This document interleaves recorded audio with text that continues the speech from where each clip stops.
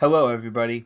In this video we're going to show you how to plot observed soundings using FireWxPy. I'm meteorologist Eric Drewitz and I'm the developer of FireWxPy and I work for the USDA US Forest Service. So let's begin. So first of all we want to look at which stations have 12Z data, which upper air sites have 12Z data, since that was the last set of balloon launches. And we want to look at the University of Wyoming's database for that, because this is the database that FireWxPy accesses to plot the observed soundings. So we're based in Riverside, California, which is Southern California, Inland Empire, east of Los Angeles.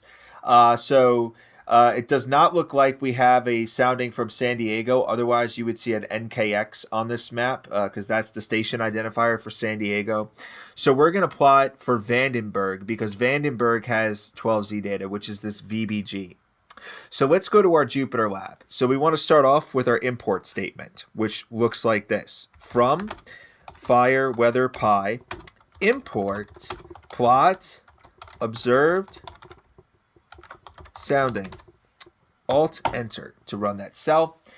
So this cell will take a little bit to run, not too long, but in the meantime, I will let you know that Unidata has published a blog about FireWxPy on their website. I will link in the description the link to get to that blog. I encourage all of you to read through it because you'll see a lot of other features that we could use FireWxPy for. And I also released an update to FireWxPy last Sunday evening. So the latest version of FireWxPy now is not 1.4.3, it's 1.4.4.2.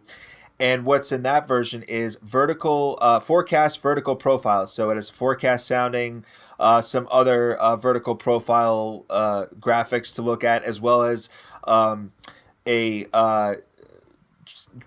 map showing the transport winds around the area as well as precipitation around the area. And in the next video, we will show you how to plot those. But in this video, we're going to stick to observed soundings, which will be good to lead into the next video for forecast soundings. So this cell should be almost done running. We're just going to wait for that star to change to a 1.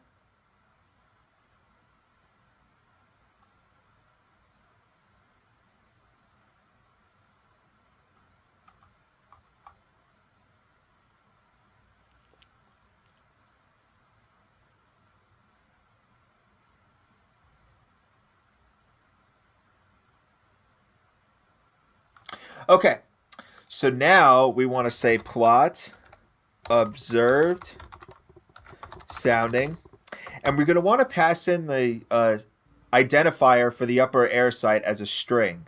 So in this case, we're going to want quote VBG close quote. Now we're going to Alt-Enter to run that cell. So this is going to take a little bit. So what it does is it will search every hour going back to the last time that there was data. So, and it tries 3 times because this server I've noticed is a little bit clunky, where sometimes that there's data there, but it says there's no data there because the server, I guess, at times could be a bit clunky. So we want to try again a couple times just to make sure, and then before moving on to the next hour. So this is, I built it this way so that way if there's any special soundings, we could view those and get access to having those in addition to just, not just the 0 and 12Z soundings. Today there's no special soundings, so we're going to go back to 12Z. So this is going to take a few minutes. So we're going to pause the recording right here and we're going to come back when we have our sounding plot. Okay, so we are back with our sounding. So as you can see, with the print statements here, we tried searching for data to see if there's any special soundings. Today there's not. And then when we hit 12Z, we got the 12Z sounding data from today as well as 12Z from yesterday, so we can do our comparisons. And then here's our SKU-T, and I will show you where we have our soundings saved. So we have our weather data folder. So I'll go back to Python projects. We have our weather data folder. You go to soundings, And now here's our VBG sounding. So for Vandenburg, 12Z today. So you can see we have our skew T. We have our winds throughout the entire troposphere. We have at the top left here, that is the comparison of the winds in the lowest 6,000 feet or so today versus yesterday. Today's wind barbs are in red, yesterday's are in blue, as well as the U and V components of the wind are in the for the current wind for today's wind are in the those two lines, the orange and purple. The Brunt-Weissela frequency is this over here. Today is the red line, yesterday is the blue line, and that's important for mountain wave diagnosis. Over here, this is our vertical column in the lowest 6,000 feet of our above ground level for our relative humidity to see how high the marine layer is. We have some very wet weather moving through today, so it is obviously moist. Today is the green, yesterday is the blue.